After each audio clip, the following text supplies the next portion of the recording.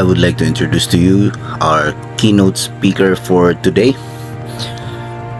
He weighs 220 pounds with vital statistics of 60, 60, 60. His favorite color is red, R-I-D, and he is known for his forget about it. Sir Teacher Magtutudlo. Daghang salamat sa inyong pag-imbita. Pero una di ko ganahan gyud nga ma-speaker kay di man kag imong tagsa-tagsaon o good morning ang tanang bisita nga nadinha sa lamisa. O di po ganan ma-speaker dili tungod kay mauwaw ko. Kung dili ka ba kung way maminaw. Gani ang uban din na nag-cellphone ra na. Ang uban po din ha nagsiginag-ingan kanusa ka na siya mahuman.